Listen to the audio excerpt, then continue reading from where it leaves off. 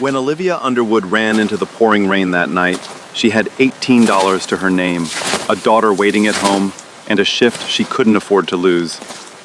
The old woman on the sidewalk was a stranger, bleeding, shaking, alone. A dozen people watched from inside the diner. Nobody moved. Some laughed. Olivia didn't think about her rent being overdue. She didn't think about the tips she was about to lose. She didn't think about the shoes she couldn't replace.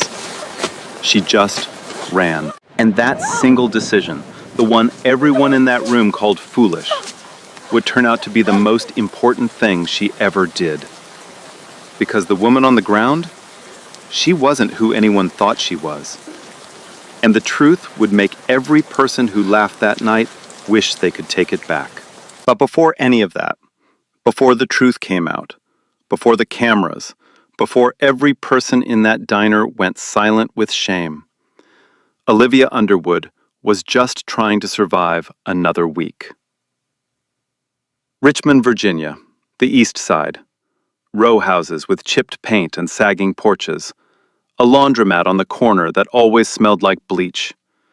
A bus stop with a cracked bench where Olivia sat every morning at 5:45, waiting in the dark. This wasn't the Richmond you see in travel magazines.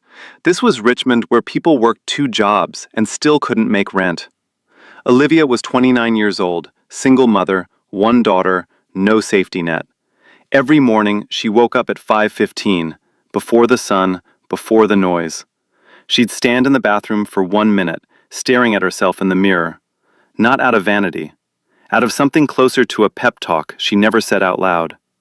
Then she'd move. Her daughter Nyla, 6 years old, slept on a pull-out couch in the living room. The bedroom ceiling had black mold creeping along the corner. Olivia had called the landlord twice. He said he'd get to it. That was 4 months ago. So Nyla slept in the living room, and Olivia made sure that the pull-out couch had clean sheets every week. She laid out Nyla's school clothes the night before, always ironed, always matching. Olivia's own shirts had frayed collars. Her work shoes had a crack along the sole that let water in when it rained. But Nyla would never leave the house looking anything less than loved. That was the line Olivia would not cross. She kept a small notebook in her apron pocket. Every day, she wrote down one good thing. Just one. Today's entry? Nyla drew a picture of us at the beach. We've never been to the beach. She didn't complain. She adjusted. She kept moving. That was Olivia. She worked double shifts at Dawson's Diner, a locally owned spot on Broad Street that had been slowly dying for years. Sticky menus, a neon sign where 2 letters didn't light up anymore. Her base pay was $2.13 an hour. The rest was tips. Good Friday night, maybe $85. Tuesday, maybe $30. She was behind on electricity by 2 months. She owed her landlord $1,200 in back rent. Deadline, end of the month. After that, she didn't know what would happen. She'd applied for 3 other jobs that month. A hotel front desk, a grocery cashier, a daycare opening where she could bring Nyla. None called back. So she kept showing up at Dawson's, tying her apron, smiling at people who sometimes didn't smile back. The diner's owner was Ray Dawson, a gruff, thick-armed white man in his 60s, 30 years behind that counter. He wasn't warm, but he was fair. He let Olivia take leftover food home for Nyla every night. He never said it out loud, but she was the reason half his regulars still came. They didn't come for the food. They came because Olivia remembered their orders and asked about their kids by name. Her coworker Tamika Brown worked the morning shift. Early 30s, sharp tongue, protective heart. She watched Nyla whenever Olivia pulled a double, never asked for money. But Tamika was more guarded, more cynical. She'd seen too many good people get burned. "You're too nice for this world, O," she said at least once a week. "People are going to use that against you." Olivia always gave the same answer. "Being nice is free, T." Nyla was the brightest part of everything. Curious, creative, always drawing, on napkins, on receipt backs, on homework margins. She'd been asking about a school art program for months, $200 per semester. Olivia hadn't said no. She kept saying, "We'll see, baby." At night, after Nyla fell asleep, Olivia sat at the kitchen table with a napkin and a pen. Rent, electric, bus pass, groceries, babysitter. She'd add them up, subtract what she had, and stare at the gap. The numbers never worked. She'd crumple the napkin and throw it away before Nyla could find it. On a shelf by the window sat a thick binder. Inside, handwritten recipes, tabbed and labeled. Her grandmother's recipes. Cornbread, smothered chicken, sweet potato pie, peach cobbler that could make a grown man cry. Olivia had once dreamed of opening her own catering business. She used to talk about it all the time, back when dreaming still felt allowed. She hadn't opened that binder in months. It sat there, collecting dust, waiting for a life that hadn't arrived yet. That Tuesday evening, Olivia arrived for her night shift. It was raining. She'd forgotten her umbrella. 3 blocks from the bus stop to the diner, she walked every step in the downpour, her cracked shoes squeaking on the tile when she finally got inside. She hung up her jacket, tied her apron, looked out at the half-empty room, took a breath. All right, let's go. It was supposed to be a nothing shift. 4 tables, bad tips, home by 10. But at 8:42 p.m., everything changed. The rain had gotten worse. Not just heavy, violent. The kind of downpour that turned gutters into rivers and made headlights blur into streaks of white. It drove people off the streets and into whatever door was closest. That's how Dawson's Diner ended up full on a Tuesday night. 12 customers, maybe 13. More than Olivia had seen on a weeknight in months. Craig Bellows was at his usual stool, a loud, thick-necked white man in his 40s who came in 3 times a week. The kind of guy who snapped his fingers to get your attention and never tipped more than $1. He was halfway through a burger, talking too loud about something nobody asked about. Diane Sutton sat in a booth near the back with a friend, mid-50s, thin lips, the type who looked at you over her glasses like she was grading your performance. She ordered 1 coffee and nursed it for an hour. A young couple sat by the window, a family of 3 near the door, a man eating alone in the corner. Normal night, normal people, nothing worth remembering. Then Olivia heard it, a sound from outside, sharp, short, the kind of cry that cuts through rain and glass and conversation, because it's real. Not a shout, not a scream, just a single, broken note of pain from someone who wasn't used to making noise. Olivia looked up from the ketchup bottles she was refilling. Through the rain-streaked window, she saw her, an elderly white woman, thin, elegant even on the ground, lying on the wet sidewalk just outside the diner. Camel-colored wool coat, now soaked dark. Pearl earrings catching the streetlight. Her wrist was bent at a wrong angle, pressed beneath her. Her handbag had split open on impact. A wallet, prescription bottles, reading glasses, and a leather-bound notebook were scattered across the wet pavement. She was trying to get up. She couldn't. Olivia's hands stopped moving. Outside, a man walked past the woman. He looked down, looked away, kept walking. A couple across the street paused for a second, then turned the other direction. A younger guy, maybe mid-20s, pulled out his phone, not to call for help, to record. Inside the diner, people were watching. The couple by the window stared through the glass. Craig Bellows glanced out, chewed his burger, looked back at his plate. Diane Sutton leaned toward her friend and said, "Someone should probably call someone." Neither of them reached for a phone. A man near the door squinted through the rain. "She's probably drunk," he muttered. Nobody moved. The old woman's hands, shaking, bleeding from the palm, reached for something on the ground. Not the wallet, not the phone. The leather notebook. She pulled it to her chest and held it there, even while lying in the rain, like it was the only thing that mattered. Olivia watched for 3 seconds, maybe 4. Then she grabbed a clean towel from behind the counter and headed for the door. Ray looked up from the register. "Olivia, you're on the clock!" She didn't stop. She pushed through the front door and ran into the rain. And that's when the laughing started. Craig Bellows watched her go and snorted loud enough for the whole room to hear. "There she goes again, Captain Save-A-Stranger." Diane Sutton shook her head.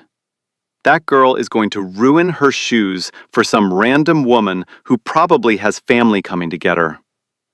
A man at a nearby table laughed. "She can barely pay her own bills, and she's out there playing paramedic?" Craig again, louder this time. "Somebody tell her she's a waitress, not a social worker. My coffee's getting cold." Laughter rippled through the diner. Not just one person, not just a chuckle. Multiple people, laughing together. The way people do when they've decided someone is beneath them.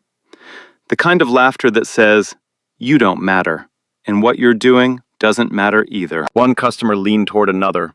"She's always doing stuff like this. Too nice for her own good. That's why she's still serving tables at 29. Through the glass, they could see Olivia kneeling on the wet sidewalk, rain hammering her back, trying to help a woman she'd never met. And they laughed.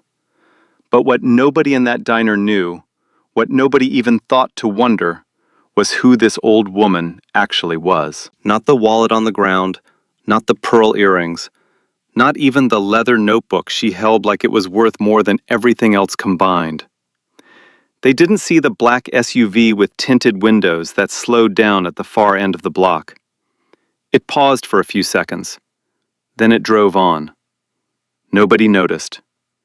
But someone was looking for her. Inside the diner, they were still laughing. Outside in the rain, Olivia had no idea that what she was doing, on her knees, soaking wet, helping a woman she'd never met, was being watched by more people than she could imagine. But right now, none of that mattered. The only thing that mattered was the woman on the ground. Olivia knelt beside her on the wet pavement. The rain was coming down so hard it stung her skin. She leaned close and spoke softly, the way you talk to someone who's scared and trying not to show it. "Ma'am, my name's Olivia. I'm right here. Don't try to move yet, okay?" The woman looked up. Her eyes were wide, frightened. Not the kind of frightened that comes from pain.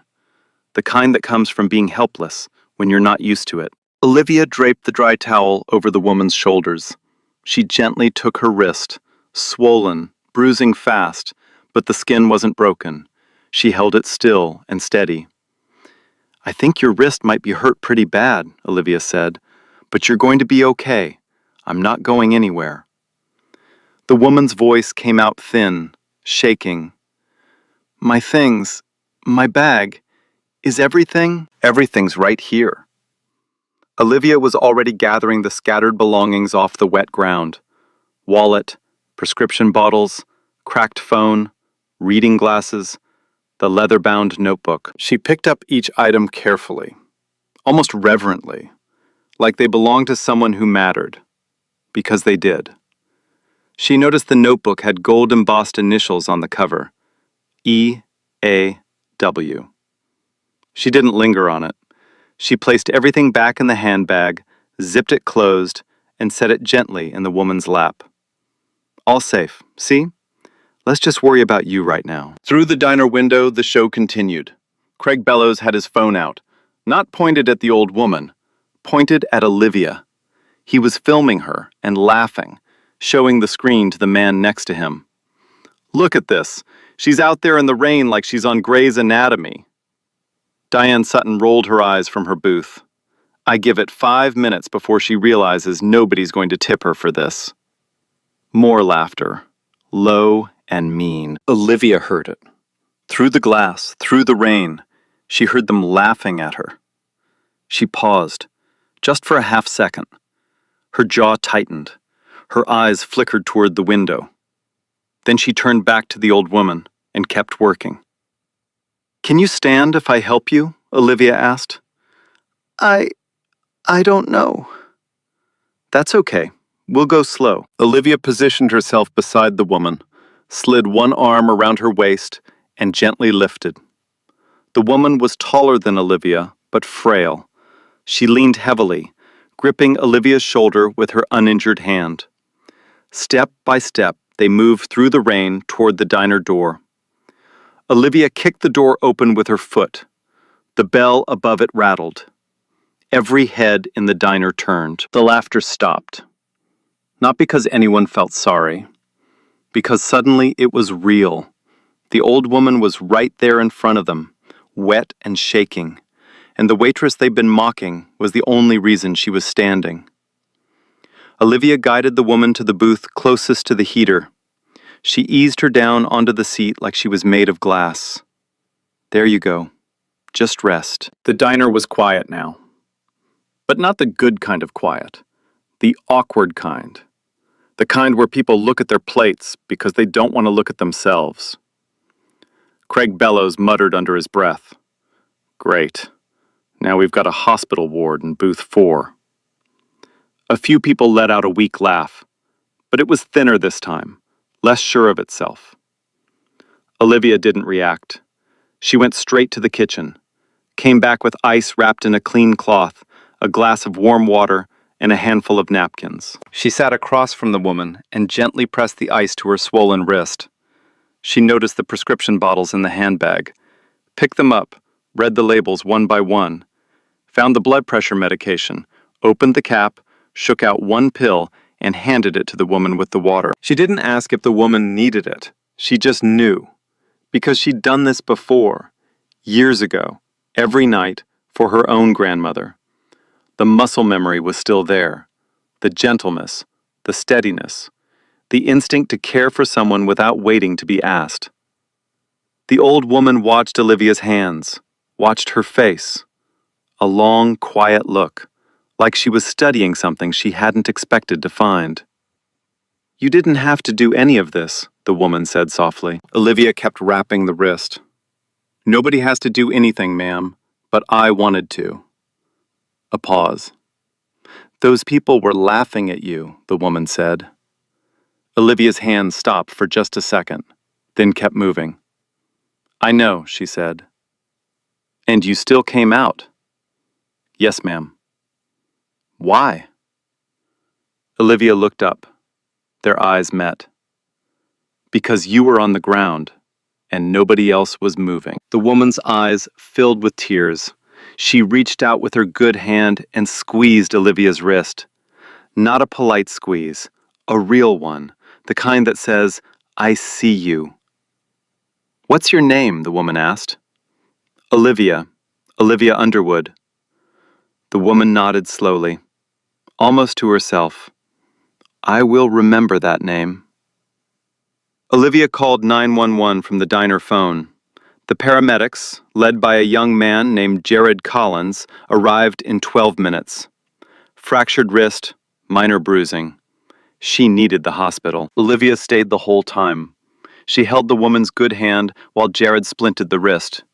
She kept talking, small, calm words. You're doing great. Almost done. Just breathe. Then the moment came. The paramedics had the stretcher ready. The ambulance was outside, lights flashing red through the rain. And the old woman gripped Olivia's hand, tight. Will you come with me? Her voice cracked. Please? Olivia, frozen. She looked back at the diner, her tables, her tips, her shift, the money she needed to keep the lights on, to pay the babysitter, to hold off her landlord one more week. She looked at the clock. Nyla's babysitter charged extra after 10 p.m. She looked at Ray behind the counter. He stood still, then gave a small nod, barely perceptible. She looked at this woman she'd met 30 minutes ago, scared, alone, holding a leather notebook to her chest like it was the last thing she had. Olivia climbed into the ambulance. As the doors closed, Craig Bella's voice cut through the diner one last time. Well, there goes our waitress. Hope that old lady's paying her tab. The diner laughed. But outside, through the rain, the ambulance pulled away, carrying two women who had just met, who had nothing in common, and who would never be the same again. At the hospital, Eleanor would try to repay Olivia. What happened next made the old woman realize this waitress was unlike anyone she'd ever met. The emergency room was bright and cold, the kind of fluorescent light that makes everyone look tired, even the doctors. Eleanor was taken in right away. Fractured wrist, minor bruising on her hip, no concussion. The doctor wrapped her wrist in a proper splint and told her she'd need a cast in the morning. Olivia sat in the hallway the entire time. 2 hours. Hard plastic chair, wet uniform sticking to her skin, ruined shoes leaving small puddles on the tile floor. She pulled out her phone and texted Tamika, "Can you get Nyla?" 3 minutes later, "Already got her. She's asleep on my couch. You good?" Olivia exhaled. She leaned her head against the wall and closed her eyes. Just for a moment. She'd lost an entire night of tips. Probably $60, maybe more. The diner had been full. That $60 was Nyla's groceries for the week. It was the difference between catching up on the electric bill and falling further behind. Her shoes were done. The crack had split wide open in the rain. She'd need to find another pair somewhere. Goodwill, maybe, if they had her size. She didn't regret it, not for a second. But the math was going to hurt tomorrow. A nurse appeared in the hallway. "Ma'am, she's asking for you." Olivia stood up, smoothed her damp uniform, and walked into the room. Eleanor was sitting up in bed. Her wrist was splinted. Her color had come back. She looked smaller in the hospital gown, less like the elegant woman in the camel coat, and more like somebody's grandmother. Which, Olivia realized, she probably was. Eleanor looked at Olivia for a long moment. Then she reached for her handbag on the bedside table, opened her wallet, and pulled out $500 bills. She held them out. "Please," Eleanor said, "you've done more for me tonight than people I've known for decades." Olivia looked at the money. $500. Crisp bills fanned out in a steady, manicured hand. $500 would cover Nyla's art program, or half the rent she owed, or the electric bill, and groceries, and a new pair of shoes, and still have change left over. Her hand almost moved toward it. Almost. But she shook her head. "Ma'am, I didn't come out in that rain for money. I came because you needed somebody. That's enough for me." No performance, no false humility. She said it the way she said everything, simply, quietly, and meaning every word. Eleanor stared at her. Something shifted behind her eyes. Olivia couldn't name it, but it was the look of a woman who had spent decades surrounded by people who always wanted something, and had just met someone who wanted nothing. Eleanor set the money down. She reached into her handbag again and pulled out a business card. Thick, cream-colored cardstock. The kind of card that felt expensive just holding it.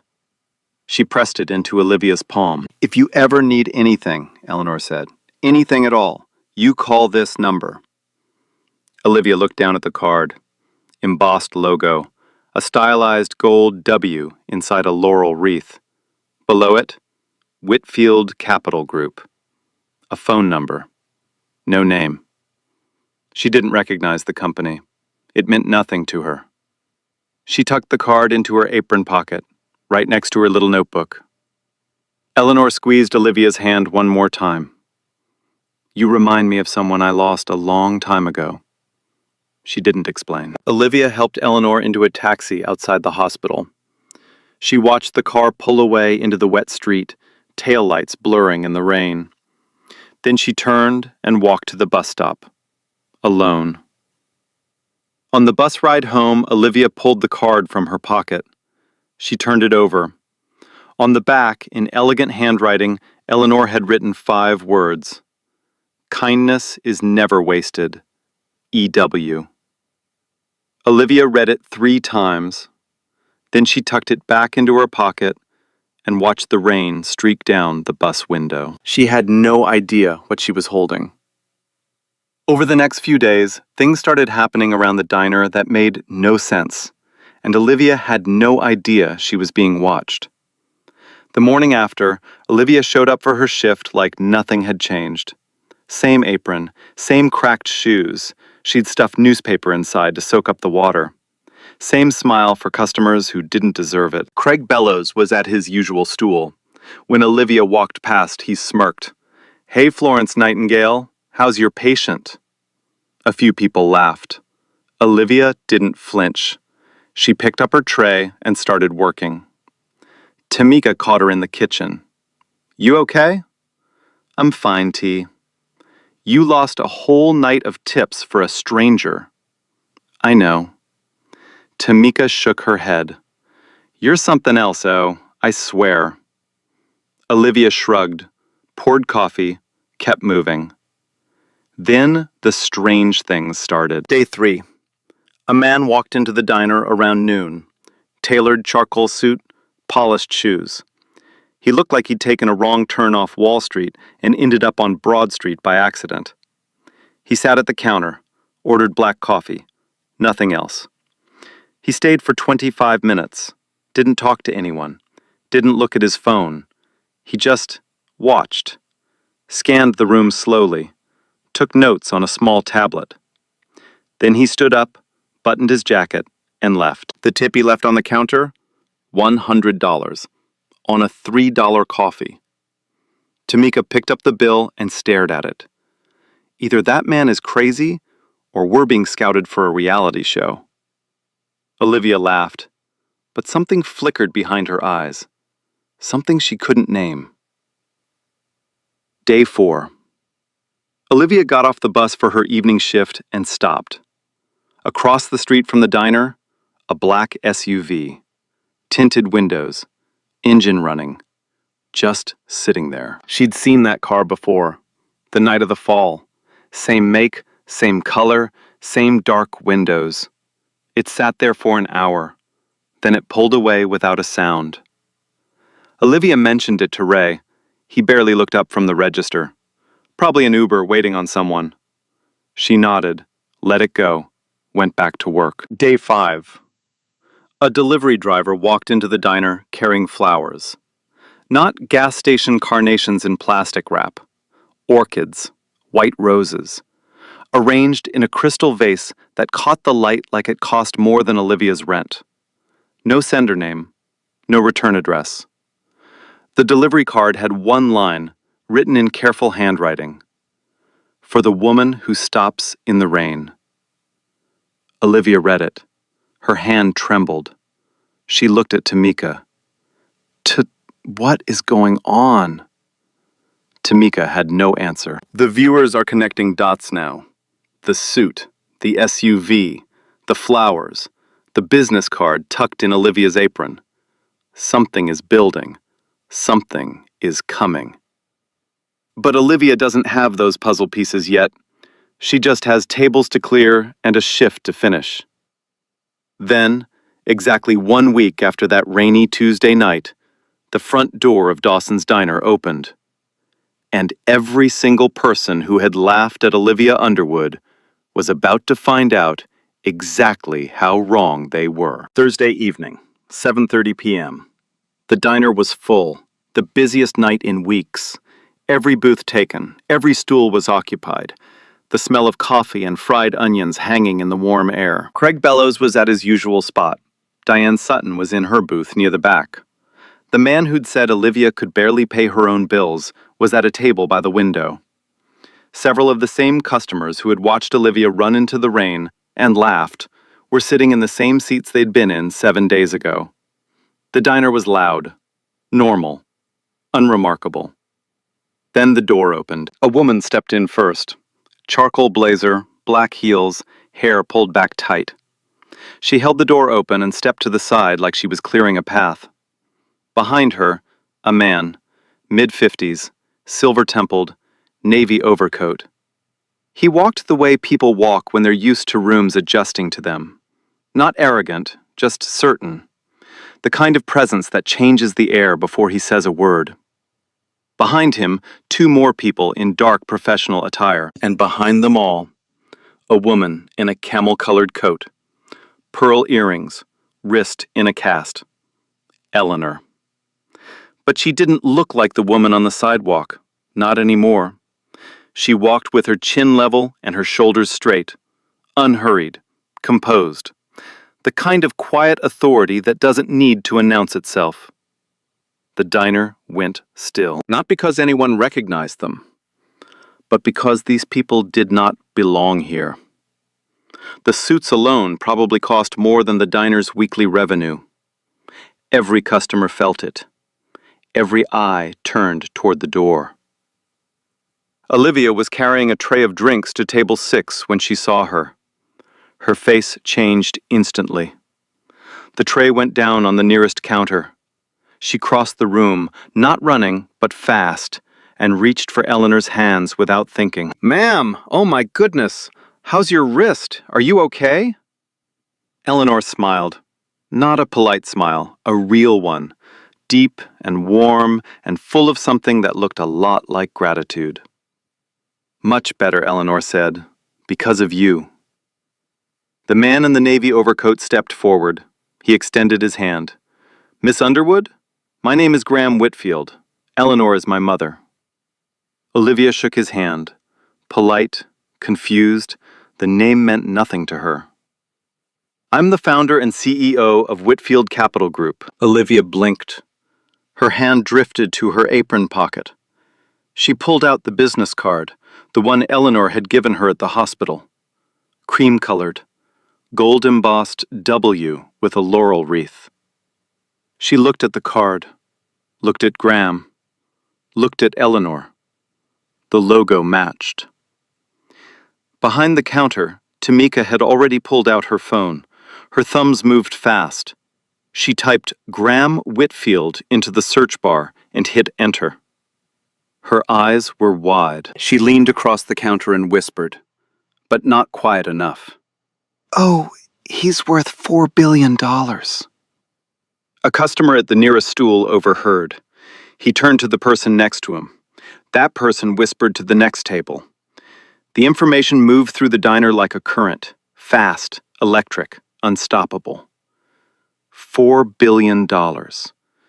Craig Bellows, the man who had called Olivia Captain Save a Stranger, who had filmed her on his phone and laughed, went pale. His mouth opened, then closed. He set down his fork slowly and stared at the counter. Diane Sutton, the woman who'd said Olivia would ruin her shoes for nothing, gripped her coffee cup so hard her knuckles turned white. She couldn't look up from the table. The man who'd said she can barely pay her own bills sat frozen with his hands in his lap. The entire diner was dead silent. The same room that had echoed with laughter 1 week ago was now so quiet you could hear the rain tapping against the window. Graham looked around the diner. Slowly. He made eye contact with one person, then another, taking his time. 1 week ago, he said, my 82-year-old mother fell on the sidewalk right outside this diner. She was hurt, she was scared, and she was alone. He paused. I'm told there were over a dozen people in this room at the time. Silence. Not one of you helped her. Craig Bellows stared at his plate. His face was the color of raw meat. But one person did, Graham continued. One person ran out into the rain, knelt on the ground, bandaged my mother's wrist, called an ambulance, and rode with her to the hospital. He paused again, longer this time. And I'm told that while she did all of this, some of you laughed. Diane Sutton's chin trembled. She looked like she wanted the floor to open beneath her. My mother slipped her security that evening. She does that sometimes. Graham's voice stayed level, controlled. When I found out what happened, that my mother lay on a public sidewalk and the only person who stopped was a waitress earning $2 an hour? I needed to find that person. He turned to Olivia. Ms. Underwood, you didn't know who my mother was. You didn't do it for a reward. You did it because it was right. He held her gaze. And in my experience, in boardrooms, in business, in life, that is the rarest thing in the world. Eleanor stepped forward. She opened her leather-bound notebook, the one she'd gripped during the fall, the one Olivia had held in the ambulance. 40 years of entries.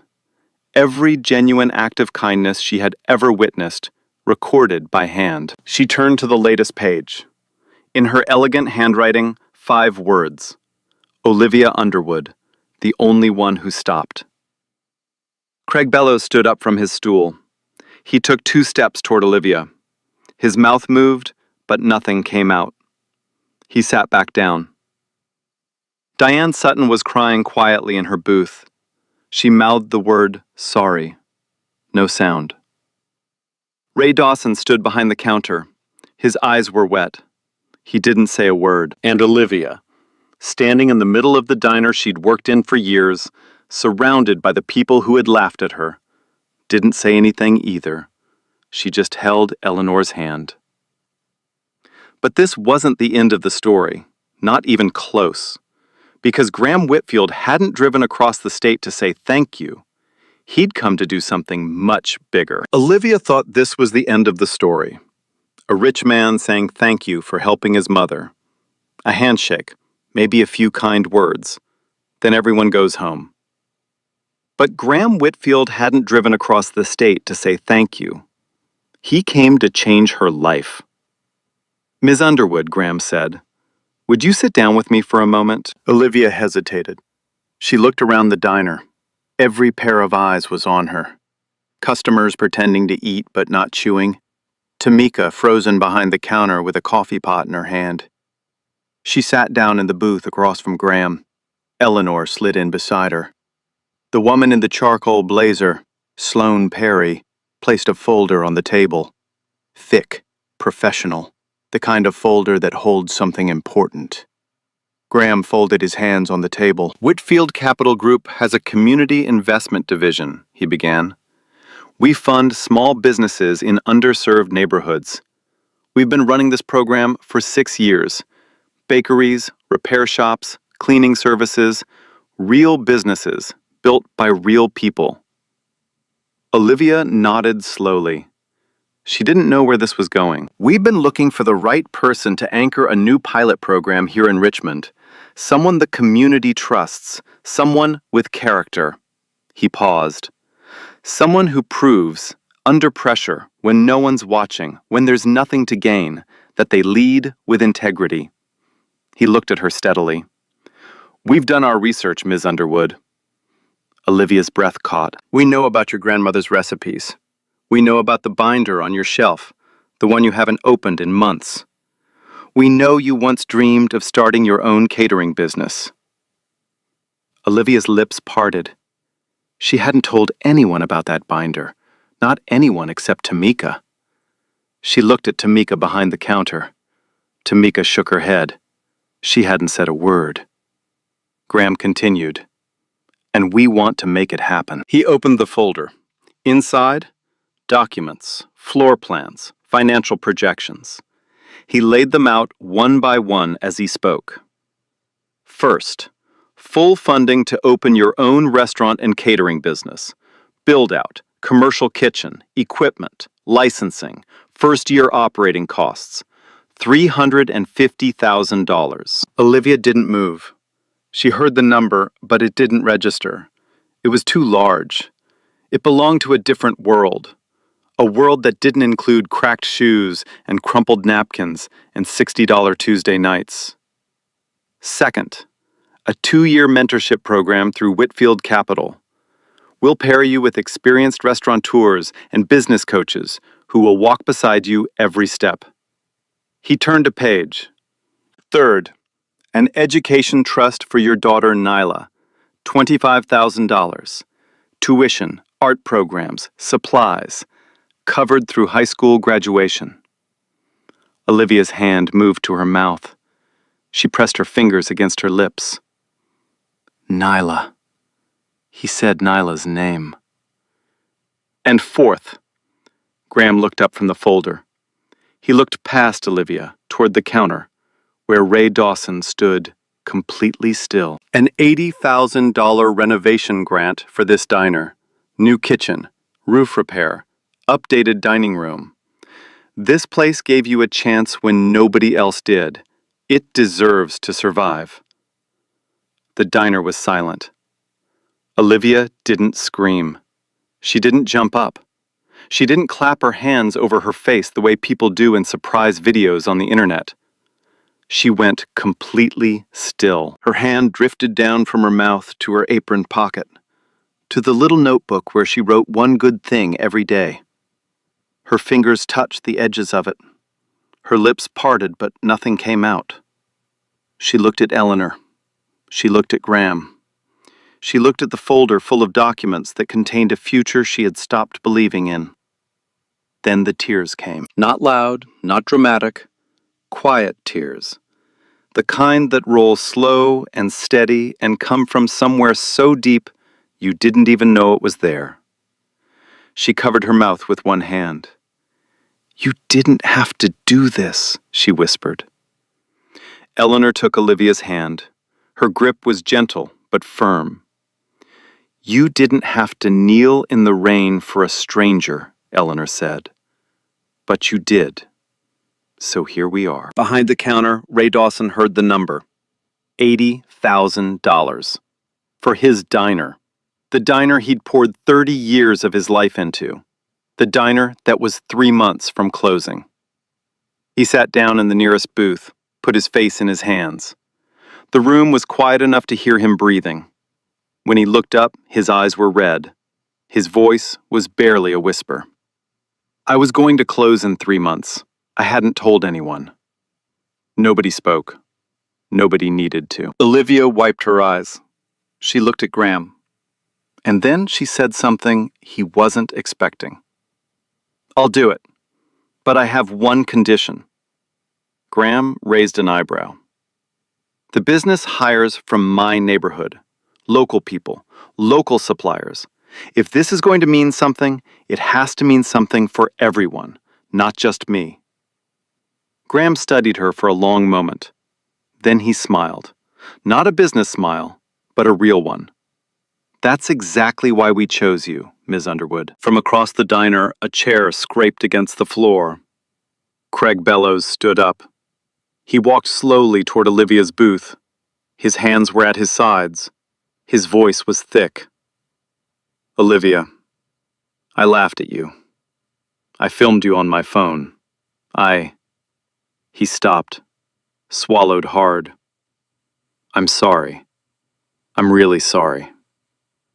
Olivia looked at him. Not with anger, not with satisfaction. She looked at him the way she looked at everyone, steady, warm, and without a single trace of cruelty.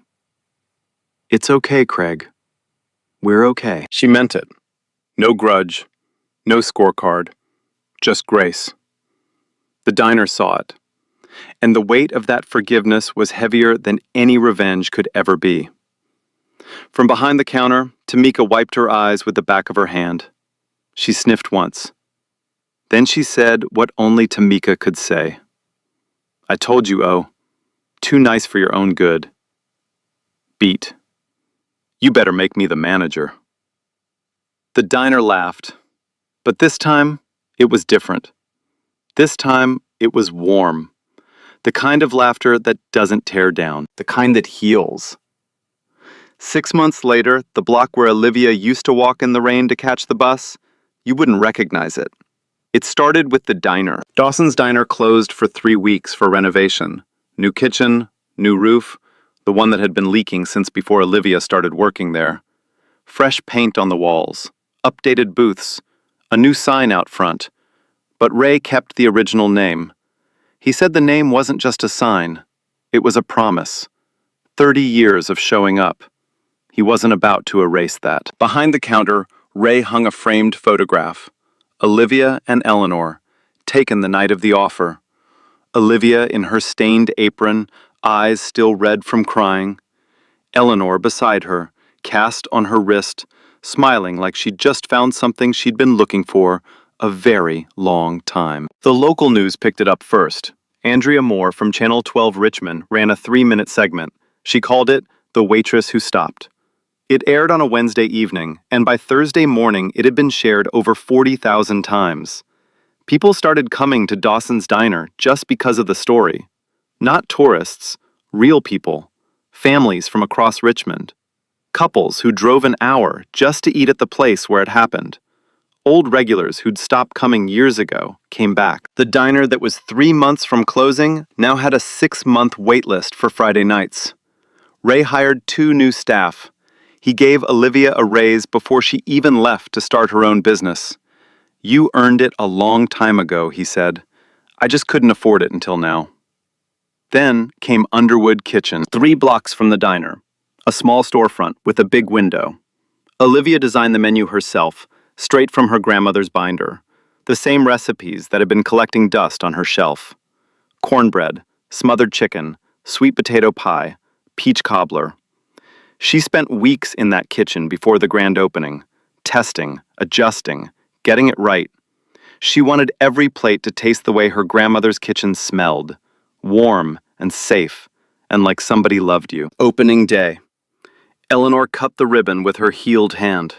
Graham stood behind her, clapping. Nyla stood at the front door in a little apron, handing out cookies she'd helped bake that morning. The line went around the block. Within the first year, Olivia hired 8 people from her neighborhood, 2 single mothers from her apartment building who hadn't been able to find steady work, a recently released veteran named Douglas who'd been turned down by every restaurant in the city, a teenager named Keisha who reminded Olivia of herself at that age, tough outside, scared inside, just needing someone to give her a chance. Olivia partnered with a local church to provide free meals every Wednesday for elderly residents who lived alone. She called it Wednesday Supper. It started with 12 people. Within 3 months, it was 60. Nobody had to sign up. Nobody had to prove anything. You just showed up. And Olivia fed you. Nyla enrolled in the art program, the one that cost $200 a semester, the one Olivia had kept saying, "We'll see" about. Her first project, a watercolor painting of her mother kneeling in the rain, helping a woman she didn't know. It won a school-wide award. Olivia framed it and hung it in the restaurant, right by the front door. Every customer who walked in saw it first. Whitfield Capital expanded the pilot program to 3 more cities, Charlotte, Baltimore, and Memphis. They named it the Underwood Initiative. Olivia didn't ask for that. Graham insisted. "People need to know where this started," he said.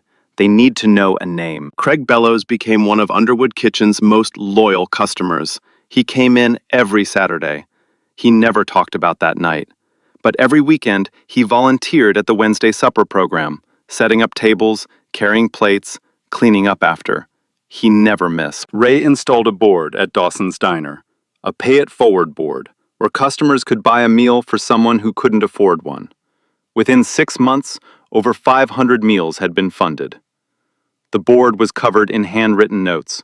One of them read, "Because someone stopped for me once." And Tamika? She was the general manager of Underwood Kitchen. On the first day of every new hire, she said the same thing. "Rule number 1 in this kitchen. If you see someone who needs help, you stop. You don't think about it. You don't check who's watching. You stop." She'd pause. Then she'd smile. Ask Olivia why. But the moment that stays with Olivia, the one she thinks about late at night when the restaurant is closed and Nyla is asleep, happened on an ordinary Wednesday, almost a year later. She was locking up Underwood Kitchen. It was raining. Not a storm, just a soft, steady rain. The kind that sounds like the sky is whispering. Just like that night. Olivia walked to her car. She had a car now, a used Honda she'd bought with her first month's profit, and stopped. A teenage girl was sitting on the curb, soaked, head down, hands hanging between her knees. She wasn't hurt. She wasn't crying. She was just sitting there, the way people sit when they've run out of places to go. Olivia stood by her car for a second. The engine was still warm. The heater was waiting. Home was 15 minutes away. Nyla was with Tamika. Everything in her life told her to get in, drive away, and let somebody else handle it. She didn't get in the car. She walked over to the girl and sat down on the wet curb beside her. Her jeans soaked through in seconds. Rain landed on her shoulders, her hair, her hands, just like before. She didn't say anything at first. She just sat there. Two people on a wet curb in the dark, breathing the same rain. Then, softly, "Hey, you okay?" The girl looked up, surprised, not because someone spoke to her, but because someone sat down. "You're sitting in the rain," the girl said. Olivia smiled. "Yeah, I've done it before." A pause. The rain filled the silence. "You want to come inside? Dry off? Eat something? No charge, no questions." The girl hesitated, looked at the dark restaurant, looked at Olivia. Then she nodded. Inside, while the girl ate leftover cornbread and smothered chicken at a table by the window, Olivia reached into her jacket pocket. She pulled out a leather-bound notebook. Not her old one, the small one where she used to write one good thing each day. This was new. Eleanor had given it to her 3 months after the grand opening. Same quality leather, same gold embossing, but the initials on the cover were different. O.U. Olivia opened it. Inside, pages of names. People she had helped. People who had helped her. A record of kindness, passed down from one woman to another. She turned to a fresh line and wrote the girl's name. Then she flipped back to the very first page, the first entry, written in her own handwriting the night Eleanor gave her the notebook. Eleanor Whitfield, rainy Tuesday, reminded me that stopping matters. She closed the notebook, put it back in her pocket, went back to wiping down the last table, humming softly to herself. Outside, the rain kept falling. Inside, a girl who had nowhere to go was warm and full. The tradition continues. The chain doesn't break. So, why did I tell this story? Because I keep thinking about that diner. A room full of people, watching an old woman on the ground, and the only person who moved was the one who had the least to give. They laughed at her. They said she was wasting her time. And every single one of them was wrong. Olivia didn't help Eleanor because she thought something good would come from it. She helped her because that's who she is.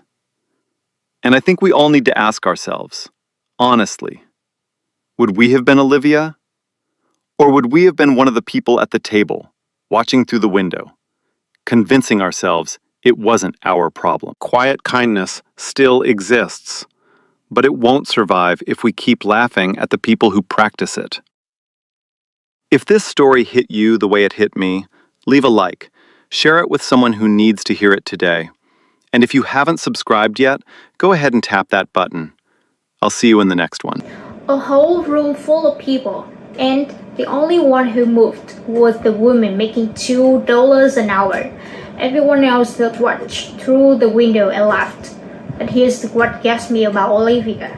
At the hospital, Eleanor held out $500. The money covered Nyla's art program, groceries for a week, a new pair of shoes. Olivia said no, said, "I didn't come out in that rain for money. I came because you needed somebody." She wasn't thinking about who Eleanor was. She wasn't calculating what she might get back. She saw an 82-year-old woman alone on wet concrete, and she ran. On a safe she couldn't afford to lose, while a whole diner laughed behind the glass. That's not the kindness, that's character. The kind they can't fake. The kind that shows up when nobody's clapping. So, let me ask you something real. If you were in that diner, rain pouring, an old woman on the ground, the rent overdue, the whole night of tips on the line, would you have gone out? If this moved you, hit a like and share it with someone who needs it today. Subscribe if you haven't. And remember, kindness doesn't need an audience. It just needs one person willing to move.